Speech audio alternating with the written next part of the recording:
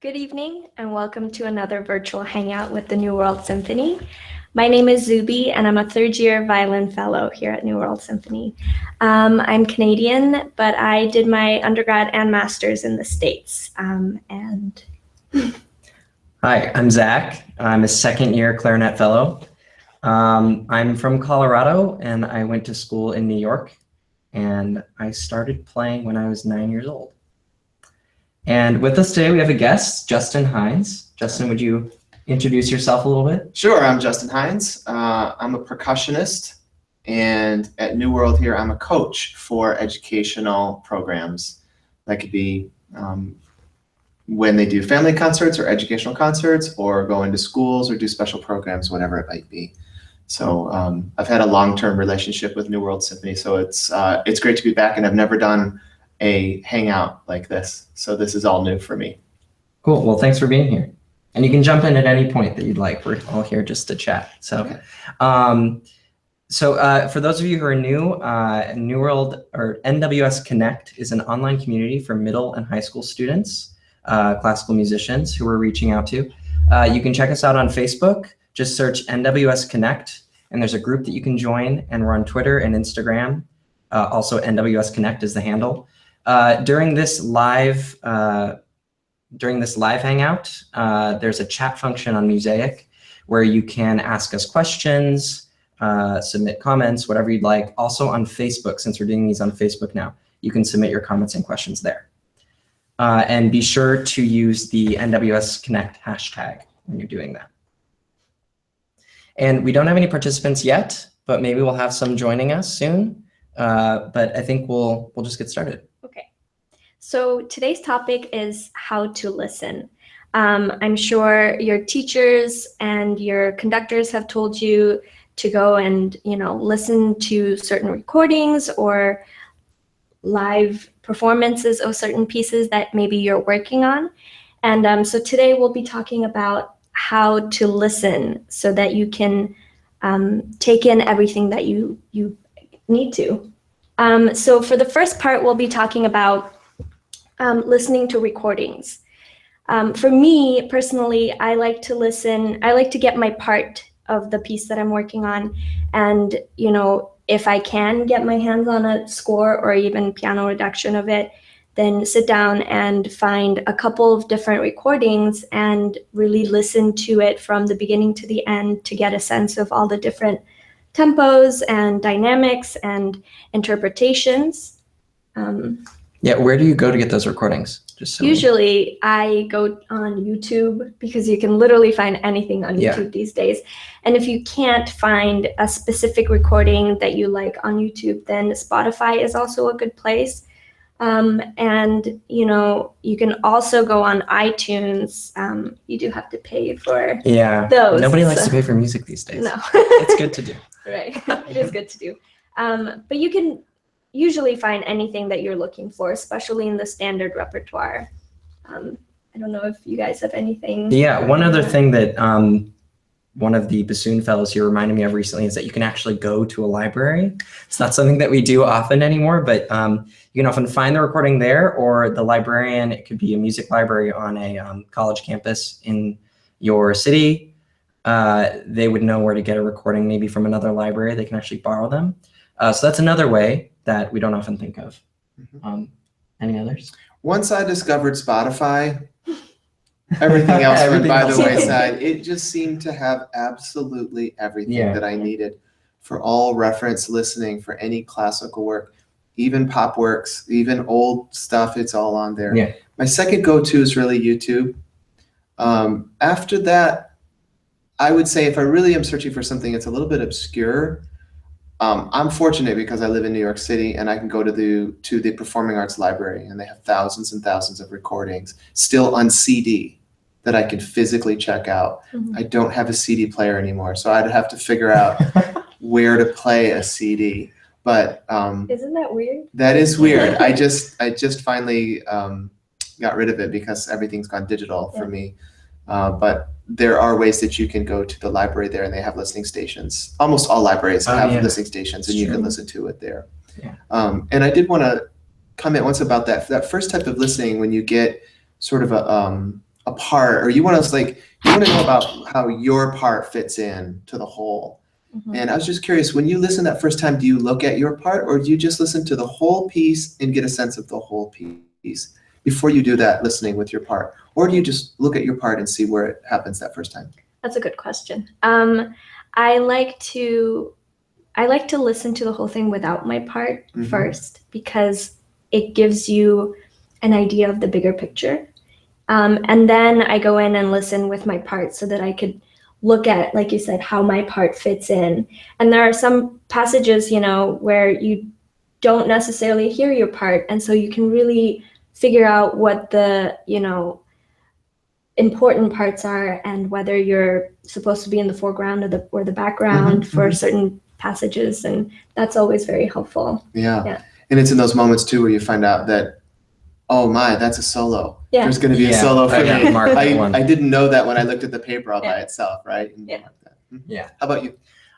Usually I'll listen to a recording, just like put it, if I'm really trying to learn a piece, just put it on repeat and I'll listen to it over and over and just get it in my ear.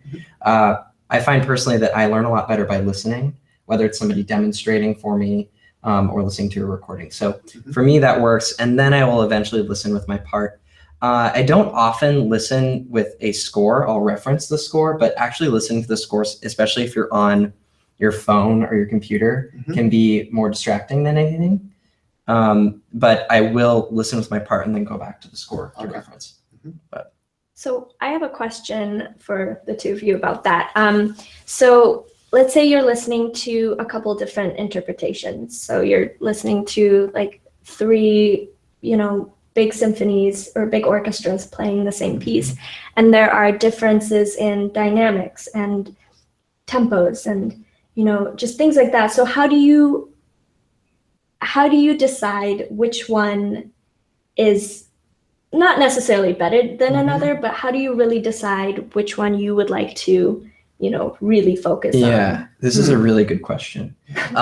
So no, it is because it's really subjective. It's not always, this is the best recording or this is the lesser recording. There are good things in a lot of recordings. Often what I'll do, especially if I'm preparing for a particular week in orchestra here, I will try to find a recording that's with the conductor we're working with. So for example, this week we're working on Rachmaninoff's Second Symphony with Peter Ungen. And so I would go and look for a recording, whether it's him with Toronto or him with some other orchestra, just because that'll give me the best idea of what to expect. It could be that it's an older recording and his interpretation nowadays is completely different. But I mean, that's a good way to start, I think. For me, there's some people that I really trust.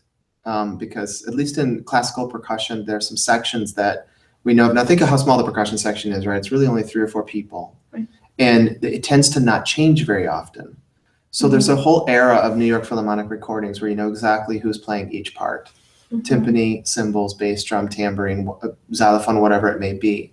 So I know in the last 20 years, I know that 25 years, every Philharmonic recording I listen to is going to be the same people, essentially. There are a few other people that I really trust, and that's the old Cleveland recordings, the Zell recordings for anything that's like Beethoven and standard stuff. This is great for Beethoven because I know who's playing timpani on all those recordings, and I can really follow and see how they did that.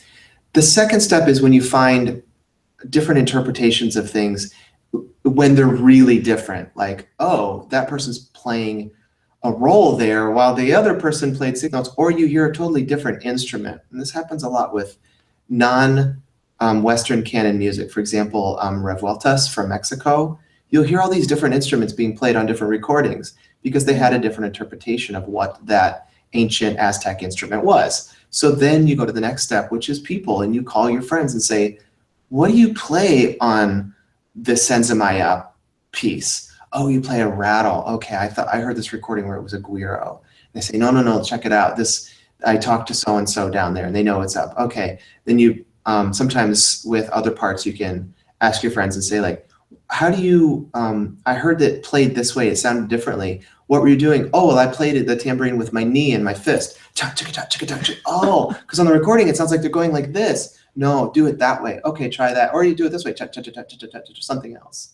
So you don't always, different than the other instruments, it won't always be like, oh yeah, I was playing the violin behind my head there. In percussion, you could actually say, oh yeah, I played that by turning the bass drum sideways and putting a pillow on it and then doing it that way. That's how I was able to get those 16th notes to sound so clean. I go, oh, right, you're changing your technique totally. It's always so interesting to hear about what percussionists are thinking about, because that's, like you said, it's something that we'd never have to deal with. Yeah, there's complete different interpretations of it. So basically people you trust, you find them, whether it's recordings you trust or friends you trust. I've got some friends that are a lot more well studied in orchestral percussion to the point that they know every little detail for every piece. And you could go to them and say, what did you do? And they'll say, well, I do this, but they'll also say, well, you know, someone else does this way, so try it that way. Right. Yeah. That's a really good resource. Yeah. Great. And just adding on to the recordings, I think one of the reasons I like YouTube so much is because, you know, for certain big pieces, if you need bowings, like as a violinist, as a string player, for bowings or fingerings, or even conducting patterns, you know, it's really nice to have that visual aspect of it, so then you can like watch what the professionals are doing. And I really like that about YouTube. So we've talked about listening to recordings. But one of the things, after you've listened and after you've studied your part, you know, you're actually going into the rehearsal. So, you know, my question is, how do you listen in an ensemble? Sure. Yeah. This will depend on the ensemble, of course, and depend on where you're placed in it. It's like Zuby and I sit in two very different places in the orchestra, so our experience is very different. And as a percussionist, it's a very different experience. But for me, when I'm playing an orchestra, or really any large ensemble, it's hard to listen to everything at once that's going on around you. So I really just think about the essentials. And for me, that's pulse, intonation, balance, and line. And so really those four things, if I'm finding the places in the orchestra where that's happening and tuning into those, and that's different at every single moment, then I find I'm the best suited to be playing, and I'm a part of the ensemble then. So for pulse, it's where's the rhythm in the orchestra. Often it'll be in lower instruments, but sometimes it's in the violins, and it's because they're playing the smallest subdivision. They'll be playing 16th notes in a section. And that's really, if you're playing quarter notes with them, then, I mean, you kind of have to go with what they're playing, whether or not it's exactly what the conductor is showing. For intonation, that's also challenging. Often we have to go with what's going on behind us, because the horns sit right behind us in New World.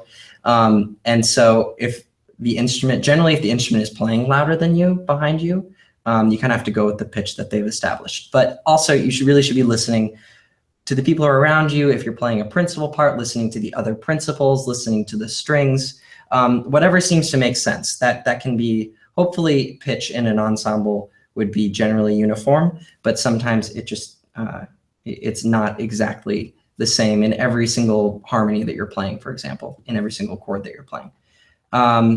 Balance-wise, as a wind player, and Zuby, you can talk about what it's like as a string player for balance, I think. But for me, it depends on if I'm sitting first or second or playing bass clarinet or something. Really, as a second player, your job is to kind of play into the first player's sound and be a part of their sound like it's one unit. And then the principal's job is to fit in with the rest of the woodwind section. So as a principal player, then you have to be listening to this little, we call it a box, of the principal oboe, flute, bassoon, clarinet. And that's really your most essential part of the orchestra to tune into when you're listening for balance. Of course, there's balance between winds, brass, percussion, strings, and everything, but it's really important to dial into what's happening right around you. And then line, the only thing I have to say about that is if somebody plays a solo before you, like in the first movement of Scheherazade, for example, there are a lot of the same melodies that are passed around to different instruments. You should really listen to the person who plays it before you, because if you play it in a wildly different interpretation that you think is right, that's really different from what this person did right before you, then that's not really, it doesn't really make for a good musical product. It shows that you're not really tuned in to what's going on. So do you guys have thoughts? Yeah, I've got one that's a challenge with orchestral percussion is distance. They put us in the back for a reason, right? Because the volume of cymbals and tambourines and bass drums and triangle are quite loud, right? So there's the distance. They put us way back there so that our sound doesn't overpower the strings, right? So, but what you end up with as a result is an incredible distance between sometimes where the melody is happening and where you are. So that's the first problem. The second problem is as soon as you play your instrument, let's say you're playing crash cymbals and you're playing track 4. As soon as you play that first note, you can't hear anything else because your ears are literally inches away from 2 giant pieces of vibrating metal. And it will just drown out everything else. All you're hearing is yourself mostly. So there are a few tricks that we learn. The first trick is that if you're playing your part, let's take a different, instead of the cymbals, think of like maybe the triangle in the overture at the beginning of the opera overture with Rossini, ba ba boo da be da da da dee da da da triangle, right? And you've got this little triangle part where you play on the downbeat, ba be da da da da. Well, you can't be late on that. So and you also can't really hear the strings because it's so far away. So the technique is that you sing the melody in your head as if you are the violin. And it was told to me by my teacher, if you sing the part along with them in your mind, you'll always be right together. Okay, it'll sound together. If you wait to hear it, you'll be late because there is a delay. We also play a little bit close. Okay, so that's the sound. Then there's the visual. So if you're sitting in the front, especially if you're a concert master, and the conductor goes like this, you don't play right when the baton hits down. You actually play as the baton goes up, it goes da-da, right? But in the back, we have to adjust. So we actually play a lot closer to where what they call the ictus is, where it is. I see. And that's in orchestral playing. In Broadway playing, a lot of things are different in Broadway than they are in orchestral playing because Broadway is all amplified. Everyone is on headphones, okay? So you don't have spatial issues. In fact, some members in Broadway are not on the same floor as you. They're on the 7th floor of the building playing along, and on the 9th floor are the strings. So everyone is connected through headsets, so you don't have a time delay. But you have a different situation, which is that there is no delay from what you see in the conductor. When the conductor goes like this, all the sound happens. You also play with a click. So you have to go line up with the click and with the conductor. And oftentimes in Broadway, what you see and what you hear are 2 different things. So you have to go with the click. So oftentimes people will not look up. They'll just listen to the click. Boom, and it doesn't matter where the conductor is conducting, because if you're not with the click, you're not with everyone else wherever they may be. So it's a different thing in Broadway playing. Yeah. But what you were saying actually about you can't be late in orchestra, that's the same thing for us, because we're pretty far back as well. Yeah. So often actually what I will do, especially if I'm playing a solo or something, is I will watch the bows of the first violin, specifically the concertmaster, or if they're pitsing, like watch their finger come off the string, and that's where I will play, rather than playing with the conductor. I mean, because often, like you're saying, we're not really necessarily playing right with the conductor. We're really playing with each other. And the concertmaster is sort of responsible for that kind of thing, right. For the unity. So as a violinist, how do you feel about it? I think as a string player, especially as a violinist, for us, in terms of, so before, you were talking about balance. In terms of balance, it's very important for us to know our roles, because I think often, especially for violinists, we think, oh, we always have the melody, so we should always play loud. And that's, not always the case, because, wind players could be having these beautiful solos, and then we're just like, there are 20 something of us, and then one of you, and so we're just drowning you out. So I think that's something we have to be very sensitive about. And in terms of playing together, I will say being in a concertmaster spot is probably the easiest spot in the whole orchestra to play. because you're so close to everything and you can hear and see everything.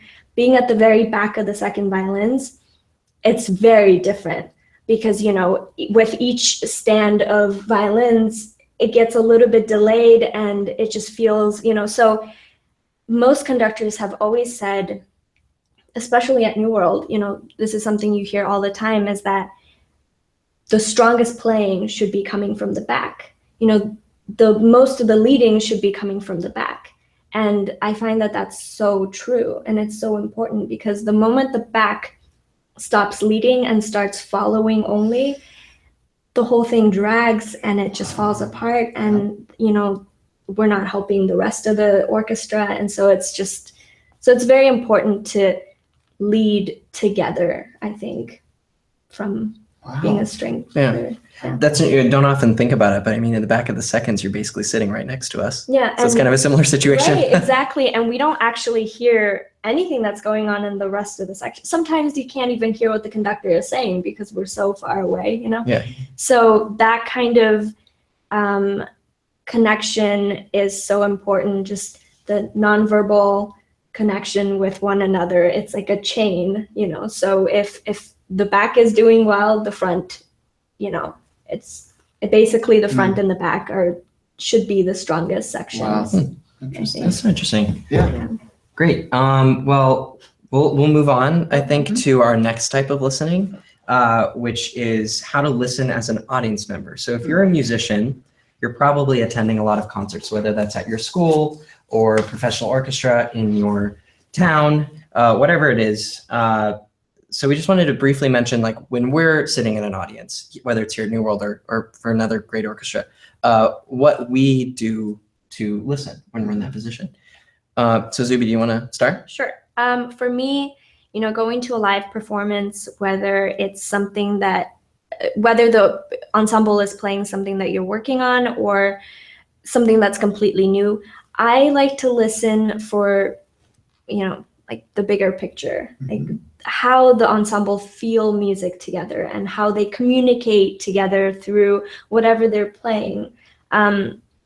You know, I think with a recording, it's easy to focus on the details and really nitpick, like, what are they doing with that note? And, you know, how are they playing this passage?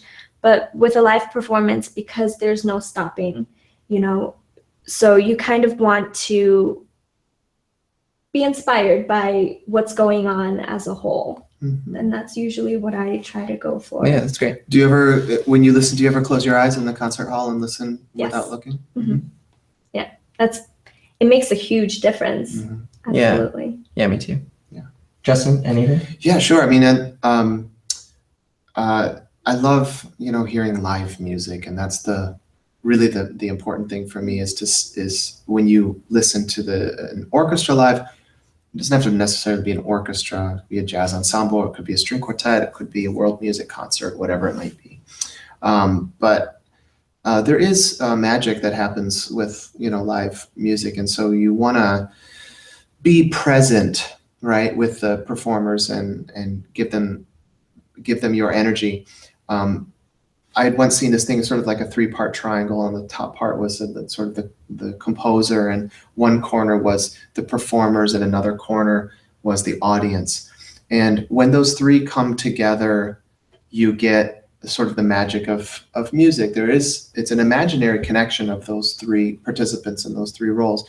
So you actually, as an audience member, you actually bring a lot more to the performance than you might be thinking. I've performed for a lot of different non-traditional audiences and non-traditional concert audiences in different places. And it's amazing how much the audience changes the performance.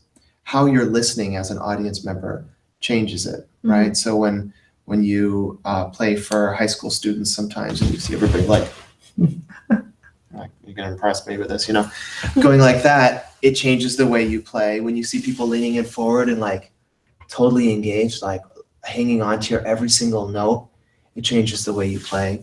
If you see this in the audience, somebody going like, you know, like, you know that they're like, oh, they're noticing something about what's going on and they're whispering to their friend. And nowadays, this means a lot as an audience member too. When you see this the whole time from the audience, you think, uh-oh, I'm boring them. or they're looking up additional program notes. So it's impossible to know.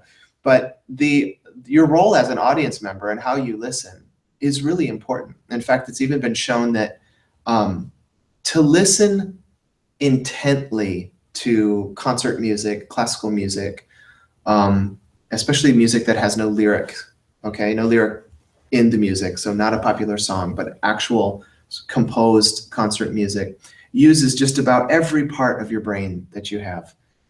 To really listen and concentrate for an extended period of time, you have to use just about every part to make connections.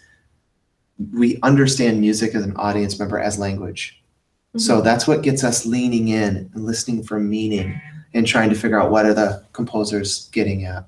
So the audience, as an audience member, you have a really major role in the production. Yeah. You might not know it, but you do. That's a really good perspective. So we have a couple of questions. Oh, cool. Yeah. So this is a question from Mark from Facebook. He's asking, will this chat be available to listen to after it has ended? It will be on Mosaic. And on YouTube now, I think. I'm not entirely sure about that. Since we're doing these live on Facebook, I think they stay there. So check either place. And Marissa, also from Facebook, asks, what advice do you have to young music students who have only played for a couple of years? I'm a band director. So she's a band director. So as far as listening goes, I don't know if there's any. I'm trying to think back when I had only been playing a couple of years, what I was listening to or what my band director did with us. Maybe there's some possibility for listening together as a group.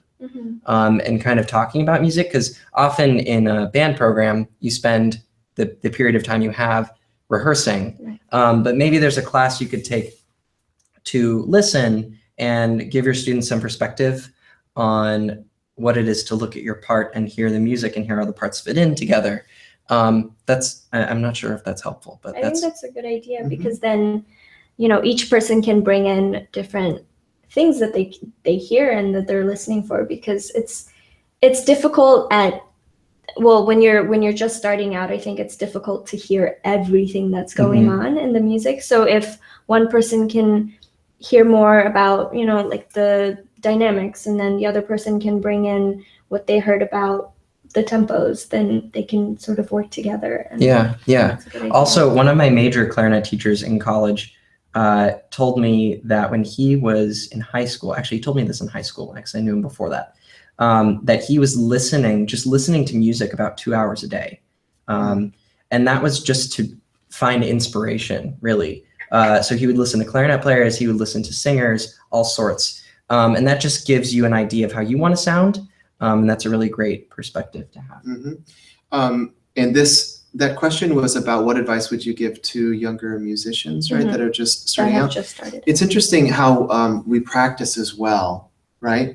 And you think, like, if you were an athlete and you only practice your sport when you feel like it, when you're inspired to practice your sport, you're not going to get very far. Athletes practice when they want to, when they don't want to, right? They're not concerned about the inspiration. And so I guess one of the things is to set up a routine for yourself that allows you to block out the time to practice regularly, like a routine, so that at every time and during the day at the same time, you have this 30-minute block that you block out and say, I'm doing this now. Now, on some days when you practice, you're going to be super inspired because of something that happened earlier that day, because of something maybe you listened to. Other times, you're going to be tired, and you still practice at that time anyway. Music is the one thing you can't cram for. You can't say, I'm just going to wait till the end of the year when the concert is, and I'll just do it all on the last day. You have to actually do it a little bit every day so that you build up your reflexes, because music is very reflexive, right? You see a rhythm and you know what rhythm to play because you've been doing it. You build up your reflexes. So it's something that you build up. I see that. It's already been 30 minutes. It's been 30 minutes. Oh, that's the we just have a couple more things we want to say before we go. We would like to let everyone know that this Saturday and Sunday we have our new concerts at the New World Center, and on Saturday it's 7:30 p.m. and it will be a walkcast, and Sunday it's at 2 p.m. and our program is We have the wonderful James Ennis playing Violin Concerto No. 1 by Shostakovich, and we're going to be playing Rachmaninoff's Symphony No. 2 with Peter Unjin conducting. Yeah, it's going to be fun. Also, for those of you in South Florida, we're having our side-by-side auditions, and those recordings for pre-screenings are due January 29th, which is a Sunday. Also, the tuba fellow here, Jarrett, and I have started a new webisode series for you guys. We're covering some topics like the ones we cover in Hangouts, but they're shorter videos. They're about 4.5-minute videos. So you can check those out. They're on YouTube. They're posted on the Connect page, I believe, also the New World Symphony page. And I think that's it. Yeah. Thank you so much. Yeah, thank you, Justin. Thank you. Thanks I for learned a being lot. here. Great perspectives. And thank you all for joining us as well. Thanks. Yeah, thanks.